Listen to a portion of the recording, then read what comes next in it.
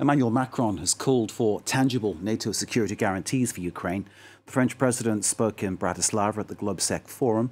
He said there must be a strategic reawakening in Europe on the issue of security, this in the wake of the war in Ukraine. He said Putin has woken up Europe with a real electric shock.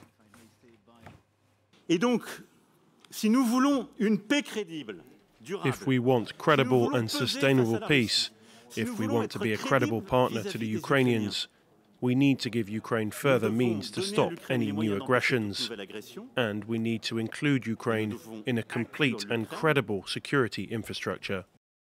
French President Emmanuel Macron speaking in Bratislava at the GlobSec Forum. Let's bring in Fabrice Pothier, CEO of Rasmussen Global, former NATO Director of Policy Planning and Founding Director of Carnegie Europe. Fabrice, thank you for being with us here in France 24. We appreciate your time. Europe must support Ukraine by all means possible to ensure a successful counter-offensive. Macron's words. Tell us what that means to you. Yes, and I think for once I would say that Macron's words are being delivered without any ambiguity and with real strategic clarity, in the sense that he's reaffirmed the fact that Ukraine is actually defending Europe. It's not just defending its territory, and therefore our support is critical to not just Ukraine's security, but Europe's and transatlantic security. And then he made a further point, which is quite critical, saying that therefore we need to provide credible security guarantees to Ukraine so its long-term security future is guaranteed. And I think this is really a step forward compared to other NATO leaders who are still, I think, very cautious on this question, and he's clearly pushing the needle. Is it fair to say that in many ways Europe basically was sleepwalking into this current crisis?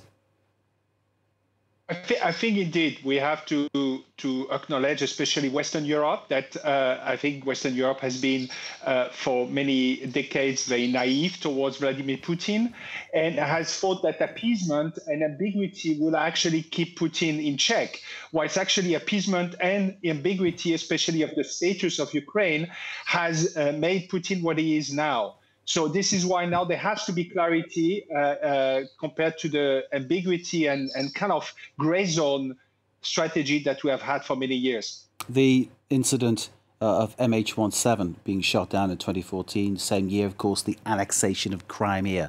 I mean, they should have been the red flags, shouldn't they, that made Europe act, made NATO act? Unfortunately, it was not enough. I was myself at NATO at the time, and you could still hear in the North Atlantic Council room doubts about whether we should be firm towards Russia, that somehow dialogue could bring Russia back into an imaginary, a fictional security order, which actually Russia was already undermining since many years. So I think now we have, woken up. Thankfully to actually Vladimir Putin and its second war of aggression in Ukraine. And now it is important to draw the right conclusions, which I think here Macron is pointing to some very important ones. Indeed. I'm going to ask you to elaborate on those, because obviously we cannot change the past, but this is the opportunity to shape the future. What are those points that you think we should be looking at now that Macron has outlined? Two important things. One is we need some security guarantees to Ukraine, which is basically we need the big defense players like France, Germany, the UK, but also the United States and many others like Poland need to come together and give some guarantees that what we're doing now will be open-ended and until necessary. That's first thing. Second, in parallel, I think what Macron said was quite important, was to say that Ukraine belongs to NATO and it should be sooner rather than later a member of the alliance. And I think this is pushing the needle in the right direction. And hopefully in Vilnius, leaders like Biden and Scholz, who have been more prudent on this question, will be more forward-leaning. Because again, the defense of Europe starts with Ukraine. And if Ukraine is not strong and not within our family and our framework, then we will have war on and on. Emmanuel Macron calling for European countries to buy arms made and produced in Europe. Are we moving again towards that idea of a European army, do you think? European army, I don't know, but I think it can start with having a decent, strong, resilient European defense industry, which we are still very far from, both because it is very fragmented industry, too many national players fighting for too small shares of market, and second, because we have lost, I think, the kind of strategic depth that we used to have during the Cold War. We have lost the capacity to produce at scale. So we need to first both consolidate, but also relearn some of the strategic depth of the defense industry of the past.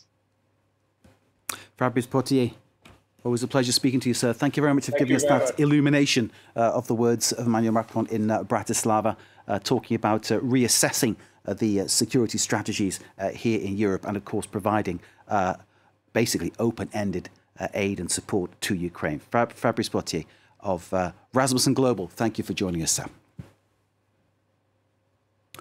We continue, of course, to look for all developments on the situation in Ukraine.